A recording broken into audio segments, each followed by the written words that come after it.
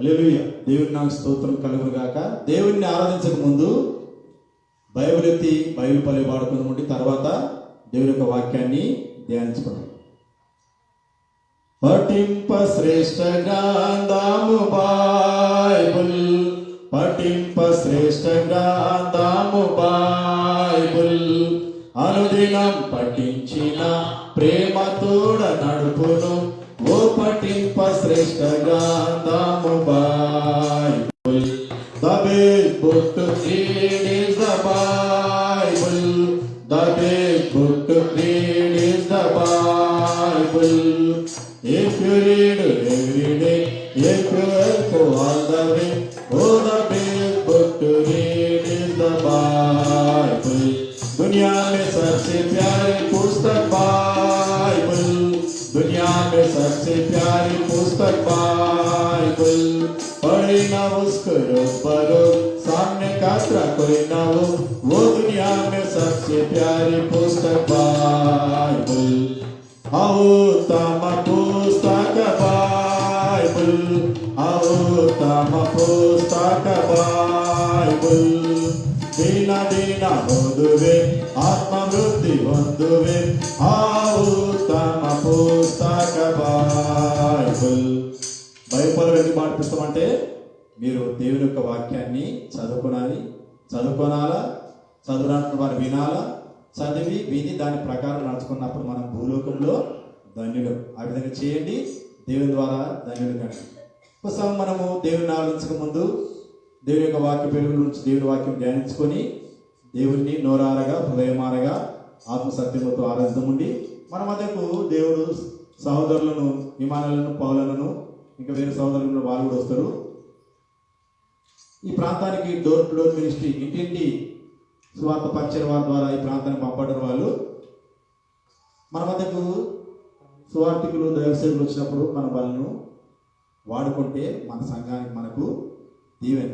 కనుక ప్రింట్ వాళ్ళ పౌలను మన మధ్యలో ఉంటున్నాడు. కొద్దిసేపు మనకు ఒక 20-25 నిమిషాలు ఆరాధన వాకు మనం అందిస్తాం. తర్వాత దేవుణ్ణి నోరారగా హృదయమారగా ఆత్మసత్యముతో ఆరాధించి గణపరుస్తాము.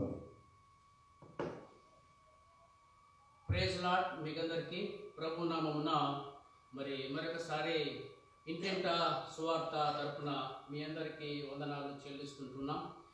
ఆరాధన కొరకు కొన్ని తలంపులు మనము జ్ఞాపకం చేసుకుందాం. దయచేసి బైబిల్ ఉన్న వారందరూ తెరిచి చూడవలసిందిగా నేను మీకు మనవి చేసుకుంటున్నాం. కీర్తనల గ్రంథము 46వ కీర్తన 1వ వచనం నుంచి 13వ వచనాల వరకు మార్చి చదువుకుందాం.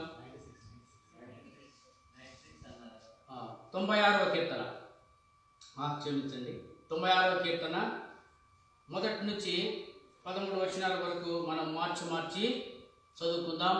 దయతో మీ భాగమును మీరు స్పష్టంగా చదవలసిందిగా ప్రభు పేరిట నేను మీకు మనవి చేస్తుంటున్నాం. ఎవరైనా బైబిల్ లేనటువంటి పక్షముగా శ్రద్ధగా వినవలసిందిగా ప్రభు పేరిట నేను మీకు మనవి చేస్తుంటున్నాను. యెహోవా మీద క్రొత్త కీర్తన పాడుడి, సర్వ భూజనులారా యెహోవా మీద పాడుడి, యెహోవా మీద పాడుడి, ఆయన నామమును స్తుతించుడి. అనుదినము ఆయన రక్షణ సువార్తను ప్రకటించుడి. చదవండి.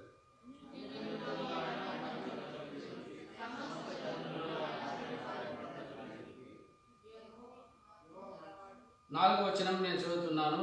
యెహోవా మహాత్యము గలవాడు, ఆయన అధిక స్తోత్రము నందదగిన వాడు, సమస్త దేవతల కంటేను ఆయన పూజనీయుడు.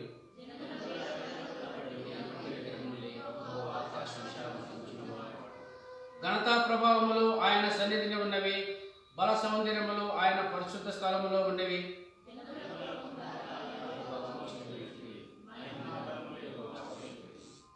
యెహోవా నామమునకు తగిన మహిమ ఆయనకు చెల్లించుడి.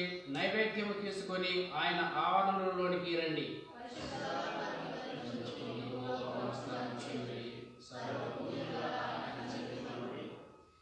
యెహోవా రాజ్యము చేయుచున్నాడు, లోకము కదలకుండా స్థిరపరచబడి ఉన్నది. న్యాయమును బట్టి ఆయన జనులను పరిపాలన చేయును. ఈ వార్తను అన్య జనులలో ప్రకటించుడి.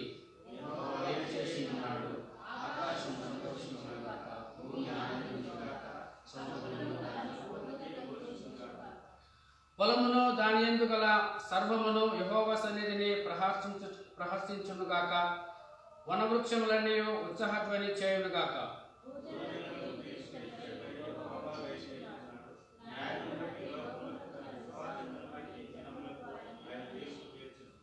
దేవుడు ఈ వాక్యమును మన కొరకు ప్రత్యేకంగా దీవించునుగాక.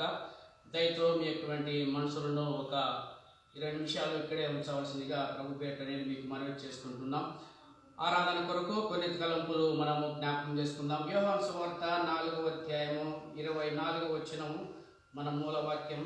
యోహాను సువార్త 4వ అధ్యాయము 23వ వచనం,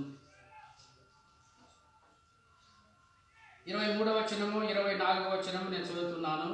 అయితే యథార్థముగా ఆరాధించువారు ఆత్మతోనూ సత్యముతోనూ తండ్రిని ఆరాధించు కాలం వస్తున్నది, అది ఇప్పుడునే వచ్చే ఉన్నది. తన్ను ఆరాధించువారు అట్టివారు కావాలని తండ్రి కోరుచున్నాడు. దేవుడు ఆత్మ కనుక ఆయనను ఆరాధించువారు ఆత్మతోనూ సత్యముతోనూ ఆరాధింపవలేను. ఆరాధించుట అంటే దేవునికి వందనాలు చెల్లించుట.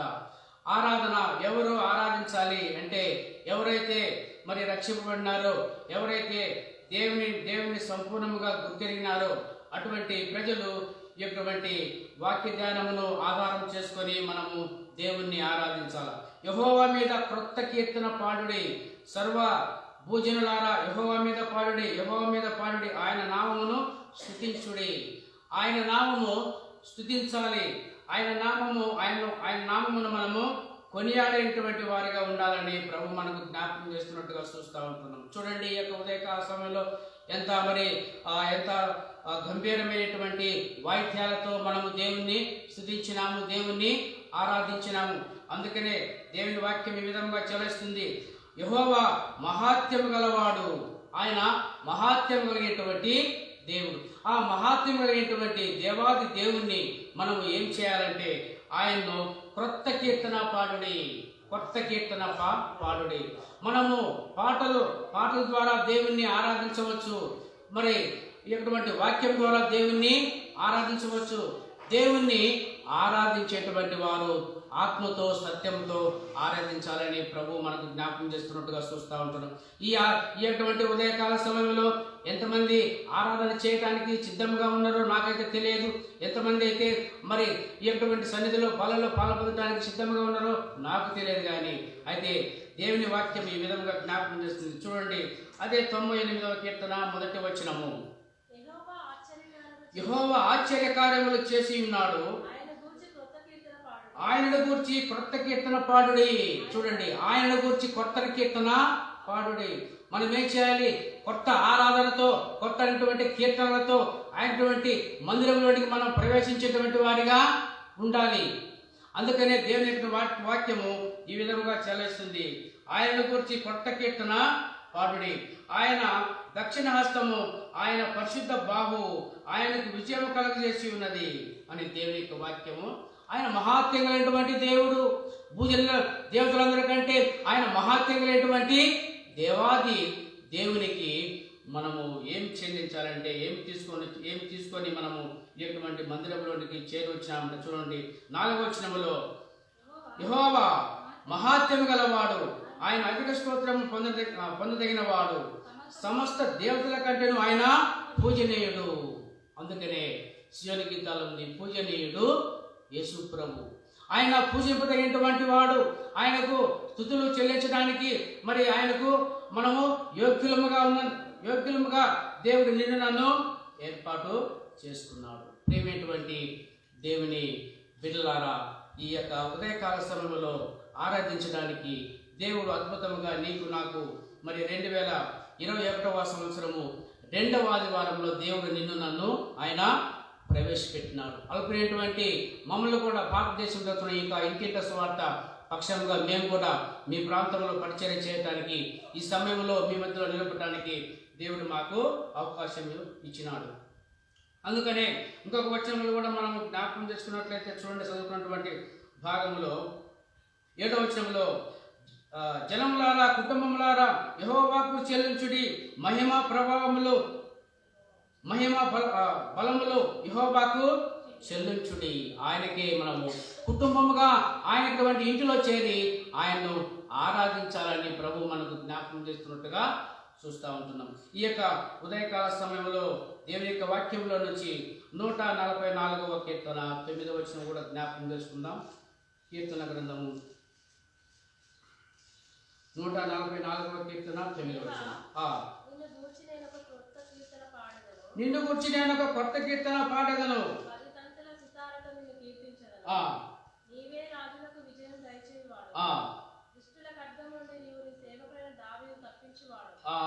చాలండి. కనుక దేవా నిన్ను గురించి నేను ఒక కొత్త కీర్తన పాడగలను. చూడండి, మనము హిందీలో పాడినాము, తెలుగులో పాడినాము, ఇంగ్లీష్లో కూడా పాడుతుంటున్నాం. దేవుని గురించి ఇదివరకు దేవుని గురించి మనము కొత్త కీర్తన పాడలేదు. అయితే ప్రభు అద్భుతముగా నిన్ను నన్ను ఆయనటువంటి శిలువ రక్తం ద్వారా మనలందరినీ కూడా కొన్నాడు. ఆయన కొన్నటువంటి సంఘం ఇది. ఆయనటువంటి స్వార్థం ఇచ్చి కొన్నటువంటి సంఘంలో చేర్చబడినటువంటి నీవు నేను ఆయన్ను కొత్త కీర్తనతో ఆయన్ను స్తుతించాలి, ఆయన్ను కొనియాడి ఆయన్ను ఆరాధించాలని ప్రభు మనకు జ్ఞాపకం చేస్తున్నట్టుగా చూస్తూ ఉంటున్నాం. దేవుని యొక్క వాక్యంలో నుంచి చూడండి, ప్రకటన గ్రంథము 5వ అధ్యాయము 9వ వచనం చదవండి. ఆ పెద్దలు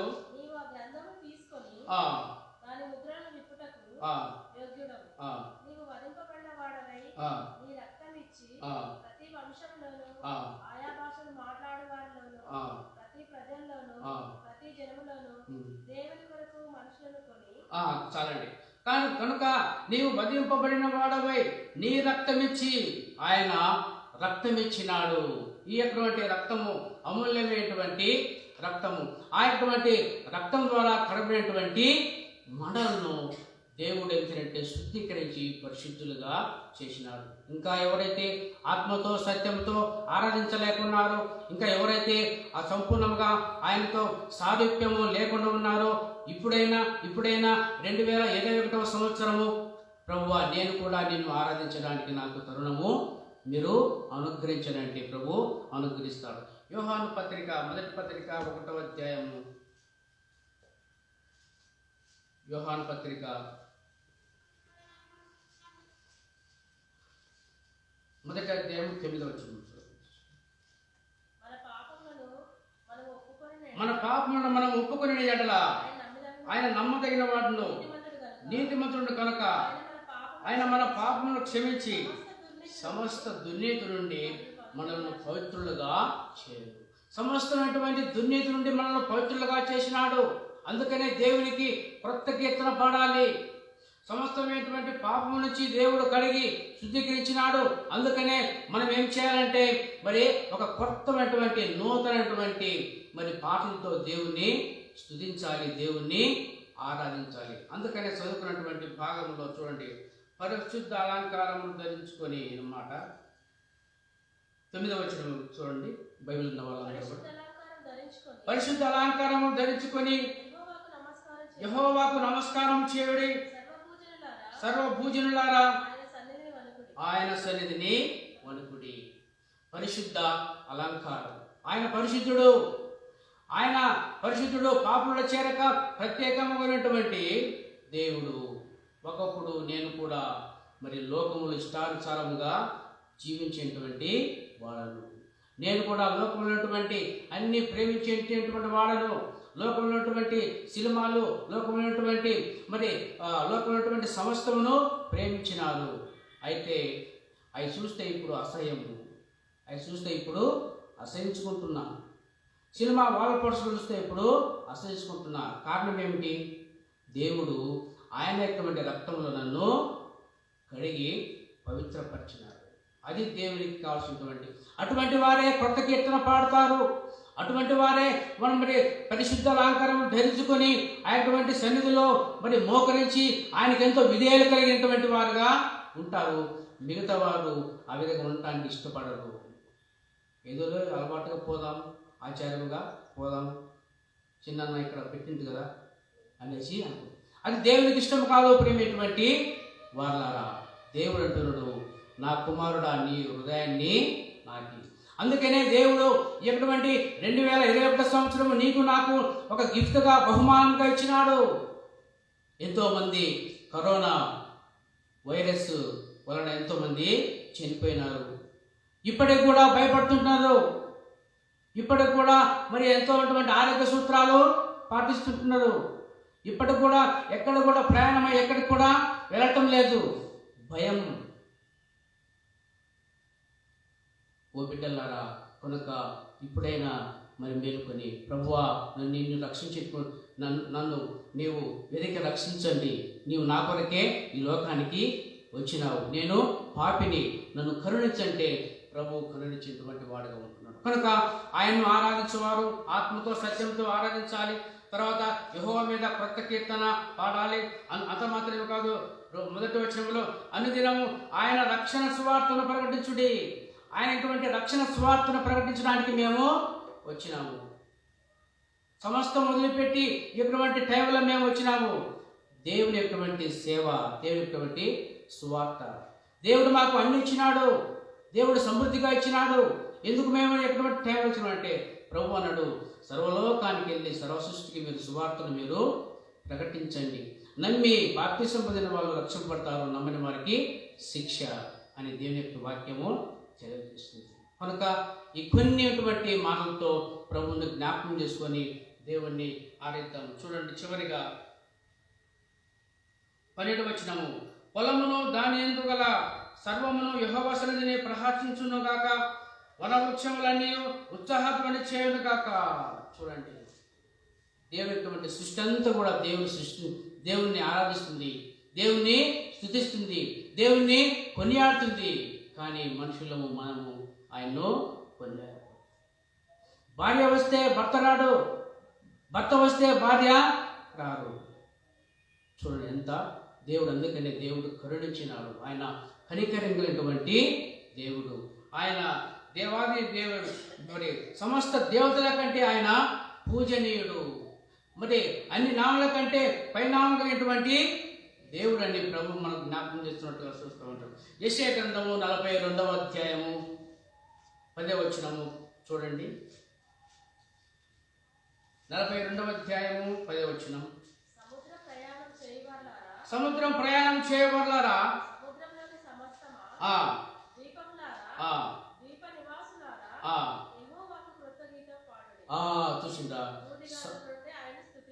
చూసిందా, భూదిగంతం నుండి ఆయనను స్తుతించుడి. సముద్రంలో ప్రయాణం చేసినటువంటి వాళ్ళారా, సముద్రంలోని సమస్తమా ద్వీపంలారా, ద్వీప నివాసులారా, యెహోవాకు కొత్త కీర్తన పాడుడి. కొత్త కీర్తన, కొత్త ఆరాధన, కొత్తటువంటి సంవత్సరము, కొత్తటువంటి సంవత్సరంలో కొత్త వస్త్రాలు, కొత్త ఆహారము, కొత్త వాచి, కొత్త చెప్పులు ఇవన్నీ కూడా మనం ధరించుకున్నాము. కానీ హృదయము కొత్తగా ఉండాలని ప్రభు కోరుకుంటున్నాడు. ఇవన్నీ అవసరం కాదు దేవునికి. దేవునికి కావాల్సినట్టే ఒక క్రొత్త హృదయము, ఒక క్రొత్త పాట దేవునికి కావాలి.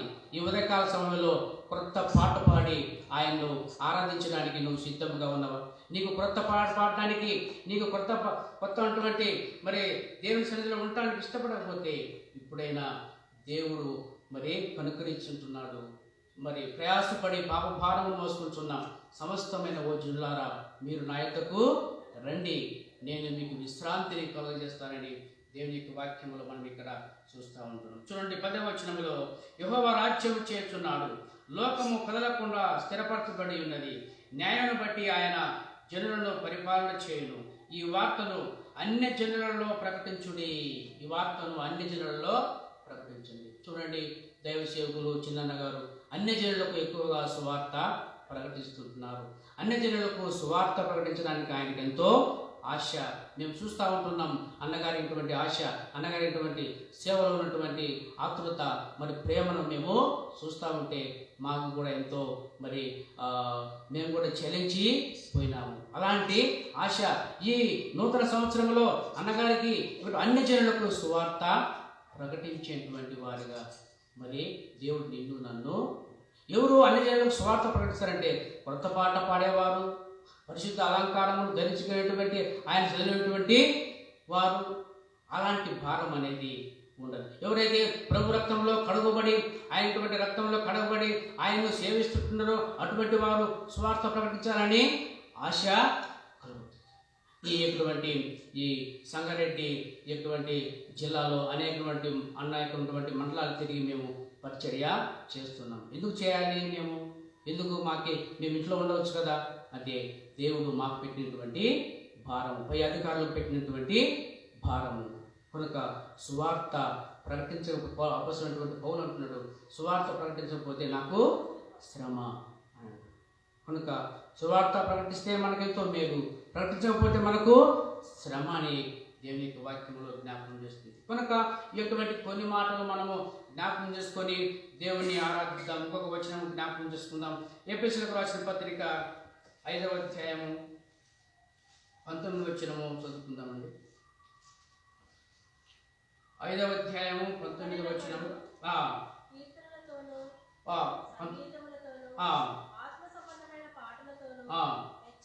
హెచ్చరించు మీ హృదయములలో ప్రభువును గురించి పాడుచు కీర్తించుడి. సంతోషంగా ఉన్నవారు ఏం చేస్తారండి? పాటలు పాడతారు. వారు ఒకవేళ 10 మందిలో అయినా పాడకపోయినా కూడా మరెక్కడైనా కూడా పాడటానికి ప్రయత్నము చేస్తారు. సంతోషంగా ఉన్న వాళ్ళు సంతోషం లేనటువంటి వారు అసలు పాటలే రావు.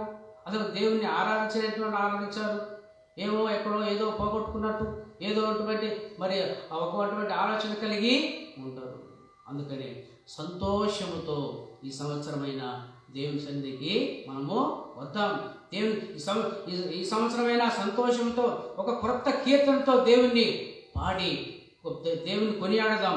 ఆయన పూజనీయుడు, ఆయన అతి శ్రేష్ఠుడైనటువంటి దేవుడు, అద్వితీయ దేవుడు, ఆయన సత్యదేవుడు, శ్రీమంతుడు అయినటువంటి దేవుడు, ఆయన సర్వాధికారి అయినటువంటి దేవుడు. ప్రేమైనటువంటి వారలారా, మరి నా ఆత్మీయ జీవితము ఈ సంవత్సరము మరి ఎలా ఉందో మనము బేరీ చేసుకొని దేవుణ్ణి ఆరాధించడానికి మనము ముందుకు రావాలండి. ప్రభు మనకు జ్ఞాపకం చేస్తున్నట్టుగా చూస్తూ ఉంటున్నాం. కనుక ఇంకొక వచ్చిన కూడా మనం జ్ఞాపకం చేసుకున్నట్టయితే కొలస్సీయులకు రాసిన పత్రిక 3వ అధ్యాయము 17వ వచనం చదువుకుందాము. కొలస్సీయులకు రాసిన పత్రిక 3వ అధ్యాయము 17 మాట చేత కానీ క్రియ చేత కానీ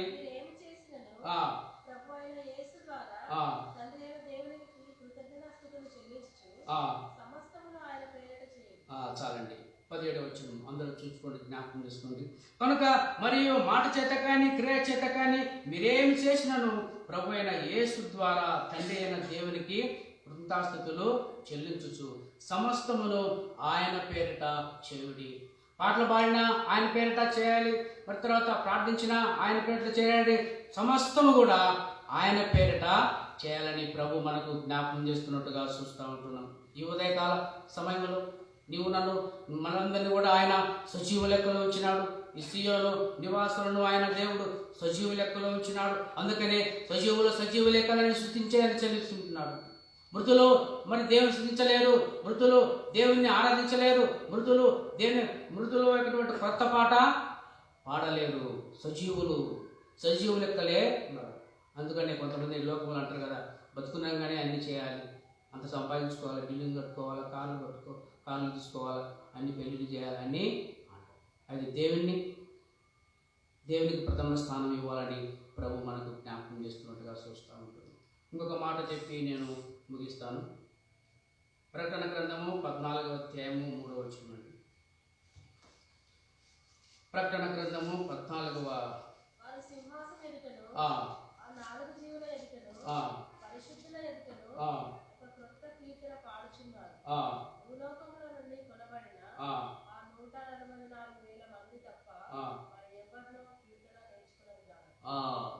చూసింటారు.